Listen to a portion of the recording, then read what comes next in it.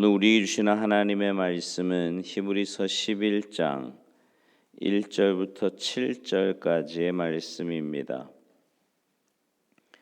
히브리서 11장 1절부터 7절까지 우리 한 목소리로 봉독하시겠습니다.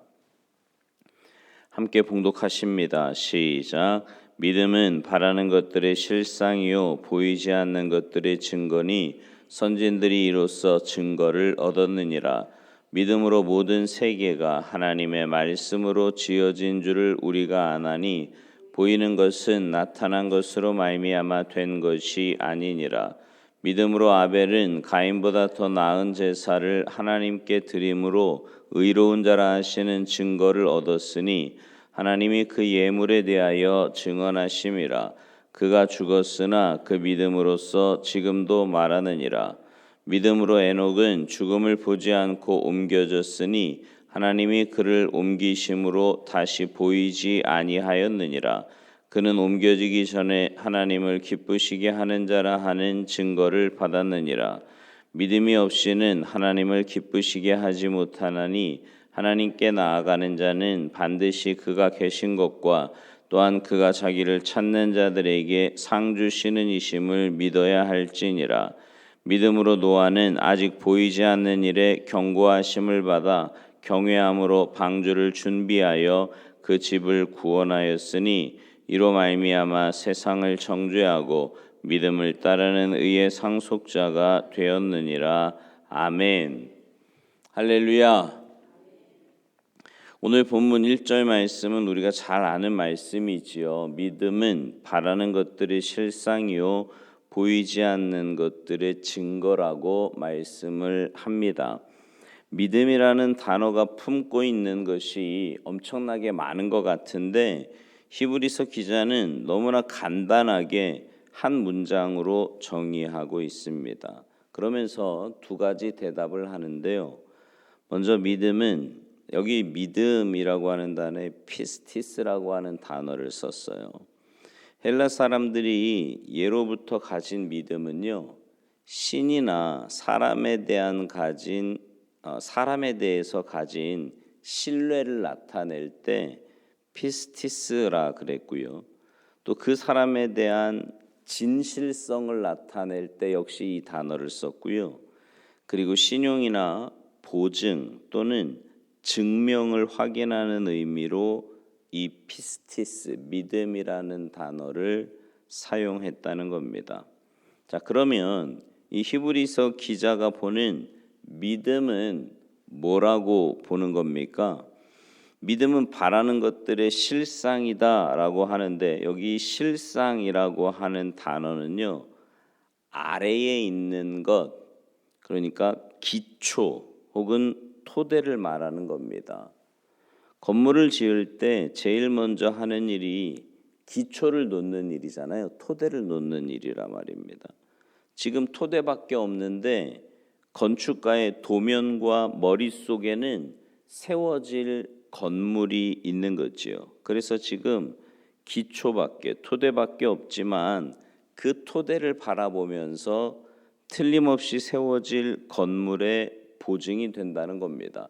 믿음이 그렇다는 거예요.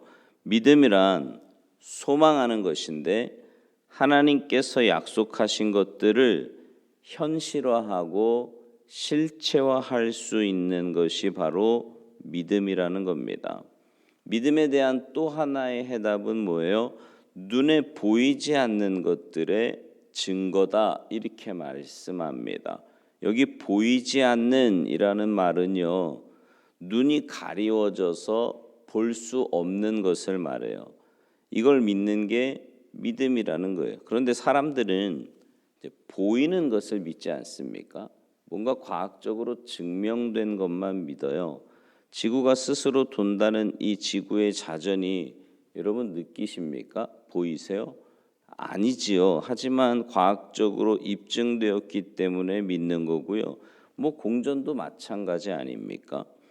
경험적으로 또 사람들은 믿잖아요. 내가 한번 가본 곳, 또 한번 체험한 것, 이런 거는 자연스럽게 받아들인다 말입니다. 온통 비구름으로 가려져 있는 하늘이지만 구름 위에는 해가 비치는 맑은 하늘이 있다는 것을 비행기를 타본 사람이라면 누구나 잘 압니다. 마찬가지예요. 영계는 보이지 않고 또 천국도 보이지 않고 미래도 보이지 않고 하나님과의 약속도 볼 수 없지만 무엇을 통해서 그것을 본다는 거예요? 믿음을 통해서라는 겁니다. 그러면 믿음은, 이 피스티스는 보이지 않는 것들의 증거다라고 할 때 이 증거라는 말은 뭐냐면 밝히 드러낸다 이런 뜻입니다. 밝히 드러낸다. 여러분, 증인은 밝히 드러내는 사람을 말하잖아요. 물증은 사건의 전모를 밝히 드러낼 수 있는 증거가 되는 물건이라는 거지요. 그러니까 믿음은 하나님의 약속들을 밝히 드러내는 것, 밝히 바라보는 것이라는 겁니다. 그러므로 믿음의 사람들은 하나님의 약속들을 밝히 바라보고 살아가는 사람들이에요. 다시요. 믿음의 사람들은 하나님의 약속들을 밝히 바라보고 살아가는 사람들이에요. 지금 눈앞에 보이는 건 그게 아닌 것 같아요. 눈앞에 보이는 건 답답한 상황인 것 같고 어렵고 힘든 상황인 것 같은데 하나님의 약속의 말씀이 있단 말입니다. 그걸 보면서 살아가는 사람이 바로 믿음의 사람이라는 거지요. 오늘 본문 앞에 히브리서 10장 38절에 보면 이런 말씀이 있어요. 나의 의인은 믿음으로 말미암아 살리라. 또한 뒤로 물러가면 내 마음이 그를 기뻐하지 아니하리라 하셨느니라. 하나님이 나의 의인이라고 말씀하시는 이가 누구냐? 믿음으로 살아가는 사람들이라는 거지요. 뒤로 물러가는 사람이 아니라는 거예요. 그러니까 뒤로 물러가는 사람은 어떤 사람이에요? 눈에 보이는 환경이 어렵거든요. 힘들어요. 그러니까 앞으로 나가기를 주저하는 겁니다. 자꾸 뒷걸음질 치는 거예요. 하박국 선지자도 뭘 깨닫습니까? 하박국 2장 4절에 보면 의인은 그의 믿음으로 말미암아 살리라. 바울 사도도요. 갈라디아서 3장 11절에서 의인은 믿음으로 살리라 하였습니다. 그러니까 믿음으로 살아가는 사람들이 의인이라는 겁니다. 우리는 주님의 보혈로 내 죄가 씻어져서 그래서 죄 없는 자, 의인이 되었단 말입니다. 우리는 의인이 될 수 없는 사람인데 주님의 보혈로 의인이 되었어요. 하나님이 인정하시는 의인이 되었단 말입니다. 그러면 우리는 어떻게 살아야 되느냐? 이제 믿음으로 살아야 된다라는 거예요. 눈에 보이는 것, 환경, 세상의 조건 이걸로 사는 사람들이 아니라 믿음으로 살아가는 사람들이라는 거지요. 오늘 본문 2절 말씀을 보세요. 선진들이 이로써 증거를 얻었느니라. 여기 선진은 구약시대 믿음으로 살았던 모든 조상을 말하는 거지요. 시대별 믿음의 영웅들이었고요. 이스라엘의 조상들이었고 하나님이 그 믿음을 인정하시고 증거하여 주신 사람들을 말합니다. 예수님이 이 세상에 오셔서 바리새인들과 사두개인들을 향해 믿음이 없고 패역한 세대라고 하셨고요. 물 위를 걷던 베드로가 풍랑을 바라보며 무서워 바다에 빠지게 되었을 때 먼저 이렇게 건져주시면서 뭐라고 말씀하세요? 왜 믿음이 없는 자야 왜 의심하느냐라고 말씀하십니다. 근데 백부장의 믿음을 보시고는 뭐라고 말씀하세요? 이스라엘의 이보다 믿음이 큰 자를 내가 보지 못했다. 무슨 말이에요? 예수님의 관심은 자신이 받는 핍박, 어려움, 좋지 못한 환경 이런 게 아니라는 거지요. 그가 믿음이 있는 자인가 없는 자인가, 그가 믿음이 큰 자인가 아닌 자인가 라는 겁니다. 여러분, 우리의 관심은 뭡니까? 여러분의 관심은 뭐예요? 무엇을 먹을까 마실까, 무엇을 입을까, 내 삶의 환경이 어떠할까, 혹시 이런 것에만 관심을 두고 사십니까? 여러분, 우리의 관심도 믿음으로 사는가 아닌가에 초점을 맞추며 살아야 돼요. 그러니까 매일매일의 삶 속에서 한번 여러분의 삶을 이렇게 한번 점검해 보시겠어요? 나는 지금 믿음으로 살고 있는가? 내가 하는 이 말이 믿음의 말인가 아닌가? 내가 지금 하고 있는 이 생각이 하나님이 기뻐하실 만한 믿음의 생각인가 아닌가? 내가 지금 하고 있는 이 행동이 하나님이 원하시는 믿음의 행동인가 아닌가를 늘 점검하며 사시라 말입니다. 왜요? 주님의 관심은 믿음으로 사는 자에게 있기 때문이에요. 예수님의 제자들, 사도들의 관심도 그 사람의 믿음이었다는 거잖아요. 사도행전 14장 9절에 보면 바울이 말하는 것을 듣거늘 바울이 주목하여 구원받을 만한 믿음이 그에게 있는 것을 보고, 그러니까 바울이 말하는 것을 듣는 사람은 어떤 사람이었냐면 나면서부터 안진뱅이로 살던 불우한 사람이었어요. 바울이 그에게 뭘 관심 있게 보았습니까?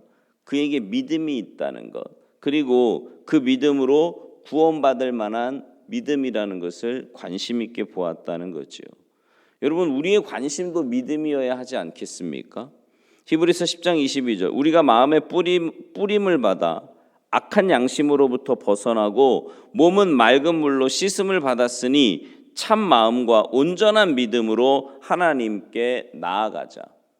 우리의 믿음은 온전한 믿음인가 아니면 그렇지 않은가를 늘 점검하며 살아야 한다, 이 말입니다.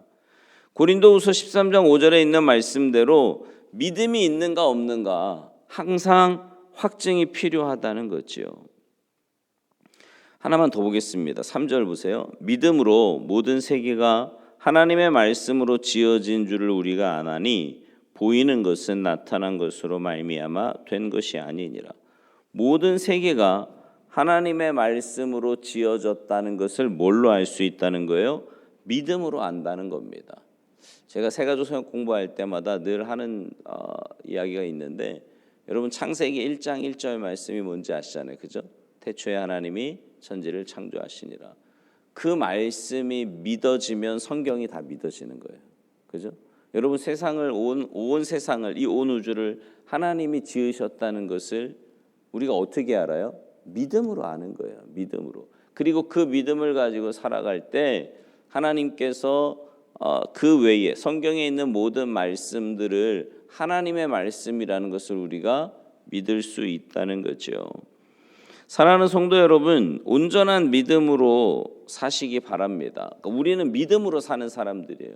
믿음으로. 그러니까 매일매일 살면서 나는 지금 믿음으로 살고 있는가? 그러니까 여러분, 악한 원수 마귀는 계속 불신앙의 말을 들려줍니다. 여러분 그거 아세요? 그러니까 여러분이 느끼던 느끼지 못하던, 여러분 주변에 있는 사람들을 통해서든 뭐 가까이 있는 누구를 통해서든 아니면 뭐 세상의 매스컴을 통해서든 뭐 눈에 보이는 환경을 어떻게 해서든지 우리로 하여금 믿음이 아니라 눈에 보이는 환경대로 살게끔 자꾸만 만드는 거예요. 근데 우리 그리스도인들은 어떤 사람들이냐면 그거에 매몰돼서 거기에 빠져서 사는 사람들이 아니라 하나님의 약속의 말씀을 붙잡고 하나님께서 이루실 일들을 기대하며 하나님의 은혜를 사모하며 믿음으로 사는 것이 바로 우리의 삶이라는 거죠. 바라기는 여러분의 매일매일의 삶이 이거 점검하면서 사는 삶이었으면 좋겠고요. 그래서 믿음으로 살지 못한 것에 대해서는 철저하게 하나님 앞에 그거 자꾸 고백하고 회개하셔야 돼요. 그리고 하나님의 은혜를 구하셔야 합니다. 어떻게 살도록요? 믿음으로 살도록. 믿음으로 말하고, 그러니까 들려오는 것, 눈에 보이는 것에 휘둘리지 않고 하나님의 말씀이 내 안에 있어서 그 하나님의 말씀이 이끄시는 대로, 내 안에 계신 성령님께서 이끄시는 대로 믿음으로 살아가는 우리 모두의 삶이 되기를 주님의 이름으로 축원합니다. 기도하시겠습니다. 하나님, 점점 믿음으로 살기가 어려운 시대라고들 합니다. 눈에 보이는 대로, 눈에 보이는 상황대로 그렇게 사는 게 참 똑똑한 것 같고 잘 사는 것처럼 보이는 이 세상에서 우리는 하나님의 자녀요, 하나님 나라 백성이기에 세상의 그런 기준과 상황대로가 아니라 하나님의 말씀 붙잡고 믿음으로 살아야 함을 말씀을 통해서 다시 한번 깨닫습니다. 주님, 저희들에게 온전한 믿음을 허락하여 주시옵소서. 저희들에게 굳건한 믿음을 허락하여 주시옵소서. 그래서 주님, 눈앞에 보이는 대로 들려오는 대로 사는 그런 삶이 아니라 하나님이 기뻐하시는 믿음의 삶을 살게 하셔서 하나님이 약속하신 대로 하나님이 주시는 은혜와 상급받아 누리며 살아가는 우리 모두의 삶이 되도록 주님 역사하시고 은혜 내려 주시옵소서. 감사드리며 예수님의 이름으로 축복하며 기도하옵나이다. 아멘.